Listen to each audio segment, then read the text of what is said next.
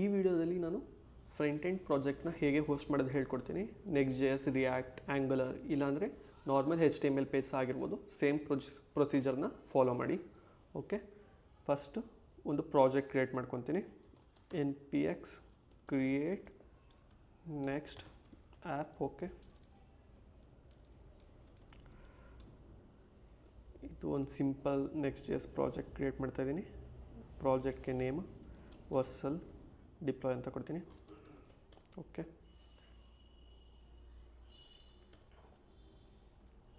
Enter and ಇದು ಒಂದು 30 second ತೊಗೊಳುತ್ತೆ ಪ್ರಾಜೆಕ್ಟ್ ಕ್ರಿಯೇಟ್ ಆಗೋಕ್ಕೆ. ವೆಯ್ಟ್ ಮಾಡೋಣ. ಓಕೆ, ಈಗ ನಮ್ಮ ಪ್ರಾಜೆಕ್ಟ್ ಕ್ರಿಯೇಟ್ ಆಗಿದೆ. ಸೊ ಇದನ್ನು VS ಕೋಡಲ್ಲಿ ಓಪನ್ ಮಾಡ್ತೀನಿ. cd and Vercel deploy. Okay, ಈಗ VS ಕೋಡಲ್ಲಿ ಓಪನ್ ಮಾಡ್ತೀನಿ. ಆ್ಯಂಡ್ ಇಲ್ಲಿ ನೋಡ್ಬೋದು ಒಂದು ಫೋಲ್ಡರ್ ಸ್ಟ್ರಕ್ಚರ್ ಕ್ರಿಯೇಟ್ ಆಗಿದೆ Next.jsದು. ಸೊ ಇದನ್ನು ರನ್ ಮಾಡಿ ಸಹ ತೋರಿಸ್ತೀನಿ ಏನಿದೆ ಅಂತ. npm run and div. Okay, open ಮಾಡೋಣ. ಇಲ್ಲಿ ನೋಡ್ಬೋದು ಒಂದು Next.js ಅವ್ರದ್ದು ಡಿಫಾಲ್ಟ್ ಲ್ಯಾಂಡಿಂಗ್ ಪೇಜ್ ಇದೆ. ಸೊ ಇದನ್ನು ಈಗ ಹೋಸ್ಟ್ ಮಾಡೋಣ. ಸೊ ಇದನ್ನು ಫಸ್ಟ್ ನಾವು ಗಿಟ್ಹಬ್ಗೆ ಪುಷ್ ಮಾಡಬೇಕಾಗುತ್ತೆ. ಸೊ ಎಲ್ಲರ ಹತ್ರ ಗಿಟ್ಹಬ್ ಅಕೌಂಟ್ ಇರಬೇಕು.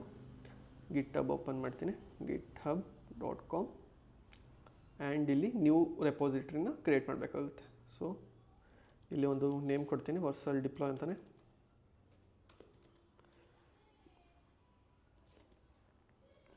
ಆ್ಯಂಡ್ ಕ್ರಿಯೇಟ್ ರೆಪೋಸಿಟ್ರಿನ ಕ್ಲಿಕ್ ಮಾಡಿ. ಓಕೆ, ಈಗ ನಮಗೆ ಇಲ್ಲೊಂದು ಇನ್ಸ್ಟ್ರಕ್ಷನ್ ಕೋಡ್ಸ್ ಇದೆ ಹೇಗೆ ಪುಷ್ ಮಾಡೋದು ಅಂತ. ಸೊ ಇದರಲ್ಲಿ ನೀವು ಬರೀ ಗಿಟ್ ರಿಮೋಟ್ ಆ್ಯಡ್ ಒರಿಜಿನ್ ಇದನ್ನು ಕಾಪಿ ಮಾಡ್ಕೊಳ್ಳಿ. ಓಕೆನಾ? ಆ್ಯಂಡ್ ಈಗ ಟರ್ಮಿನಲಲ್ಲಿ ಓಪನ್ ಮಾಡಿ ಇದನ್ನು ಆ್ಯಡ್ ಮಾಡೋಣ. So first git add dot. Actually ಇದೇನು ಮಾಡುತ್ತೆ ಅಂದರೆ ಗಿಟ್ಹಬ್ಗೆ ಎಷ್ಟು ಫೋಲ್ಡರ್ಸ್ ಇದೆ ಇದೆಲ್ಲ ನಮ್ಮ ಒರಿಜಿನ್ಗೆ ಆ್ಯಡ್ ಆಗೋಕ್ಕೆ ಆಕ್ಸಿಸ್ ಕೊಡುತ್ತೆ. ಸೊ ಇಲ್ಲಿ node modules and also package.json ಇವೆಲ್ಲ ಬೇಕಾಗಿಲ್ಲ, ಬಿಕಾಸ್ package.jsonನಲ್ಲಿ ನೋಡ್ ಮಾಡ್ಯೂಲ್ಸ್ದು ಎಲ್ಲ ಡಿಪೆಂಡೆನ್ಸಿ ಸ್ಟೋರ್ ಆಗಿರುತ್ತೆ. ಸೊ ಇದು .git-ignore ಫೈಲಲ್ಲಿ ಆಲ್ರೆಡಿ ಮೆನ್ಷನ್ ಆಗಿದೆ ನೋಡ್ ಮಾಡ್ಯೂಲ್ಸ್ ಆ್ಯಂಡ್ ಎಷ್ಟೊಂದು ಯಾವ ಫೋಲ್ಡರ್ಸ್ ಎಲ್ಲ ಬೇಡ. ಅಕಸ್ಮಾತ್ ನೀವು ರಿಯಾಕ್ಟ್ ಆಗಿದ್ದರೆ ಆ್ಯಂಡ್ ಆಲ್ಸೋ ಆ್ಯಂಗುಲರ್ ಆಗಿದ್ದರೆ ಇದು ಡಿಫಾಲ್ಟಾಗಿ ಕ್ರಿಯೇಟ್ ಆಗಿರೋಲ್ಲ. ಸೊ ನೀವೇ ಒಂದು .git-ignore ಫೈಲ್ ಕ್ರಿಯೇಟ್ ಮಾಡಿ ಯಾವುದಾದ್ರು ಫೋಲ್ಡರ್ ಅನ್ನೆಸೆಸರಿ ಇರುತ್ತೆ ಅದನ್ನು ಇಲ್ಲೇ ಪಾತ್ ನೇಮ್ನ ಡಿಫೈನ್ ಮಾಡಬೇಕಾಗುತ್ತೆ. /node modules ಅಂತ ಇದೆ ನೋಡಿ, ಒಂದು ಎಕ್ಸಾಂಪಲ್ ಇದೆ ಇಲ್ಲಿ. ಓಕೆ, ಈಗ ಎಂಟರ್ ಕೊಡ್ತೀನಿ. ಆ್ಯಂಡ್ ಗಿಟ್ ಕಮಿಟ್ ಕೊಡಬೇಕು. ಸೊ ನಾವು ಇದನ್ನೆಲ್ಲ ಆ್ಯಡ್ ಮಾಡಾಯಿತು. ಸೊ ಒಂದು ಕಮಿಟ್ ಮೆಸೇಜ್ ಇರಬೇಕು ಏನು ಮಾಡಿದ್ದೀವಿ ಅಂತ ಇಲ್ಲಿ. ಸೊ ಒಂದು ಕಮಿಟ್ ಮೆಸೇಜ್ ಫಸ್ಟ್ ಕಮಿಟ್ ಅಂತ ಕೊಡ್ತೀನಿ. ಇದು ನಾವು ಫಸ್ಟ್ ಟೈಮ್ ಕಮಿಟ್ ಮಾಡ್ತಿರೋದ್ರಿಂದ ಏನು ಎಡಿಟ್ ಮಾಡಿಲ್ಲ, ಚೇಂಜ್ ಮಾಡಿಲ್ಲ. So first commit, enter.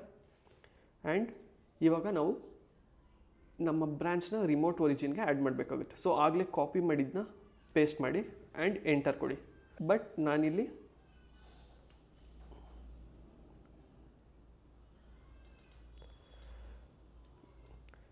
test1 ಅಂತ ಕೊಡ್ತೀನಿ, ಬಿಕಾಸ್ ನನ್ನ ಹತ್ರ 3 ಗಿಟ್ ಅಕೌಂಟ್ಸ್ ಇದೆ. ಸೊ ಒಂದೊಂದು ಗಿಟ್ ಅಕೌಂಟ್ಗೂ ಬೇರೆ ಬೇರೆ ನೇಮ್ ಇದೆ. ಈಗ ಗಿಟ್ ರಿಮೋಟ್ಗೆ ಆ್ಯಡ್ ಆಗಿದೆ ನಮ್ಮ origin. So git push origin main ಅಂತ ಕೊಡಬೇಕಾಗುತ್ತೆ. ಸೊ ನಾವು ಮೇನ್ ಬ್ರ್ಯಾಂಚಲ್ಲಿದ್ದೀವಿ, ಆರ್ ಎಲ್ಸ್ ಡೈರೆಕ್ಟ್ಲಿ ಇಲ್ಲೊಂದು ಬಟನ್ ಕಾಣಿಸುತ್ತೆ, ಇದನ್ನು ಪಬ್ಲಿಷ್ ಸಹ ಮಾಡ್ಬೋದು.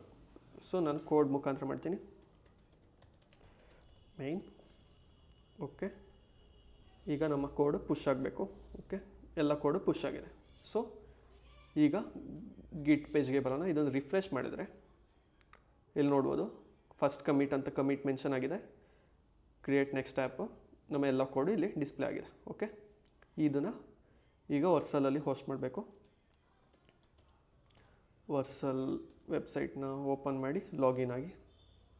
ಓಕೆ, ಆ್ಯಂಡ್ ಇಲ್ಲಿ ಆ್ಯಡ್ ನ್ಯೂ ಬಟನ್ ಇರುತ್ತೆ ಇಲ್ಲಿ. ಆ್ಯಂಡ್ ಆ್ಯಡ್ ನ್ಯೂ ಬಟನ್ ಆದಮೇಲೆ ಪ್ರಾಜೆಕ್ಟ್ಸ್ ಅಂತ ಇರುತ್ತೆ. ಆ್ಯಕ್ಚುಲಿ ಇದಕ್ಕಿಂತ ಮುಂಚೆ ನೀವು ಲಾಗಿನ್ ಮಾಡಬೇಕಾಗುತ್ತೆ. ಸೊ ನಾನು ಫಸ್ಟು ಲಾಗೌಟ್ ಮಾಡ್ಕೊತೀನಿ. ಆ್ಯಂಡ್ ಗಿಟ್ಹಬ್ ಮುಖಾಂತರನೇ ಲಾಗಿನ್ ಮಾಡಿ, ಬಿಕಾಸ್ ನಿಮ್ಮ ಗಿಟ್ ಹಬ್ಗೆ ಈಗ ಏನು ಪುಷ್ ಮಾಡಿದ್ದೀರಾ ಆ ಪ್ರಾಜೆಕ್ಟ್ ಎಲ್ಲ ಡಿಸ್ಪ್ಲೇ ಆಗೋಕ್ಕೆ. ಸೊ ಕಂಟಿನ್ಯೂ ವಿತ್ ಗಿಟ್ಹಬ್ ಅಂತ ಕೊಟ್ಟಾಗ ಲಾಗಿನ್ ಆಗುತ್ತೆ. ಓಕೆ, ಫಸ್ಟ್ ನಿಮಗೆ ಈ ಪೇಜ್ ಕಾಣಿಸ್ಬೋದು ಆ್ಯಂಡ್ ಇಲ್ಲಿ ಆ್ಯಡ್ ನ್ಯೂ ಬಟನ್ ಇರುತ್ತೆ. ನ್ಯೂ ಪ್ರಾಜೆಕ್ಟ್ ಮೇಲೆ ಕ್ಲಿಕ್ ಮಾಡಿ ಆ್ಯಂಡ್ ಇವಾಗ ನೋಡ್ಬೋದು ಜಸ್ಟ್ 60 ಸೆಕೆಂಡ್ 1 ಮಿನಿಟ್ ಎಗೋ ನಾವು ಈ ವರ್ಸಲ್ ಡಿಪ್ಲಾಯ್ನ ಪ್ರಾಜೆಕ್ಟ್ ಕ್ರಿಯೇಟ್ ಮಾಡಿ ಗಿಟ್ಗೆ ಪುಷ್ ಮಾಡಿದ್ದೀವಿ. ಸೊ ಇದನ್ನು ಇಂಪೋರ್ಟ್ ಮಾಡ್ಕೊಳ್ಳೋಣ. ಇಂಪೋರ್ಟ್ ಮಾಡಿ ಇಲ್ಲಿ ಡೈರೆಕ್ಟ್ ಡಿಪ್ಲಾಯ್ ಅಂತ ಕ್ಲಿಕ್ ಮಾಡ್ಬೋದು ಆ್ಯಂಡ್ ನಿಮ್ಮದು ಎನ್ವೈರ್ಮೆಂಟ್ env ವೇರಿಯಬಲ್ಸ್ ಏನಾದ್ರು ಇದ್ದರೆ ಇಲ್ಲಿ ಮೆನ್ಷನ್ ಸಹ ಮಾಡ್ಬೋದು. API ಏನಾದ್ರು ಇದ್ದರೆ ನಿಮ್ಮ ಪ್ರಾಜೆಕ್ಟ್ಸ್ ಫ್ರಂಟ್ ಎಂಡ್ ಪ್ರಾಜೆಕ್ಟ್ಸಲ್ಲಿ. ಆ್ಯಂಡ್ ಈಗ ಡಿಪ್ಲಾಯ್ ಬಟನ್ ಕ್ಲಿಕ್ ಮಾಡಿದ್ಮೇಲೆ ಈಗ ಮ್ಯಾಜಿಕ್ ಸ್ಟಾರ್ಟ್ ಆಗುತ್ತೆ. ಓಕೆ, ಈಗ ಡಿಪ್ಲಾಯ್ಮೆಂಟ್ ಸ್ಟಾರ್ಟ್ ಆಗಿದೆ. 6 ಸೆಕೆಂಡ್ 7 ಸೆಕೆಂಡ್ ಹೋಗ್ತಿದೆ. ಫಸ್ಟ್ ಬಿಲ್ಡ್ ಲಾಗ್ ಇನಿಷಿಯೇಟ್ ಆಯಿತು. ವೆಯ್ಟ್ ಮಾಡೋಣ. ಆಲ್ಮೋಸ್ಟ್ 1 ಮಿನಿಟಲ್ಲಿ ಡಿಪ್ಲಾಯ್ ಆಗುತ್ತೆ ಇದು.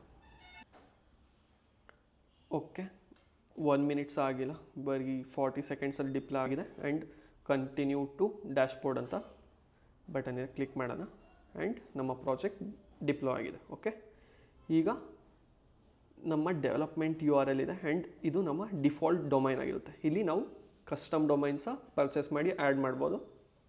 ಸೊ ಈಗ ಇದನ್ನ ಮೇಲೆ ಕ್ಲಿಕ್ ಮಾಡಿದ್ರೆ ನಮ್ಮ ಪ್ರಾಜೆಕ್ಟ್ ನೋಡ್ಬೋದು ಡಿಪ್ಲಾಯ್ ಆಗಿದೆ.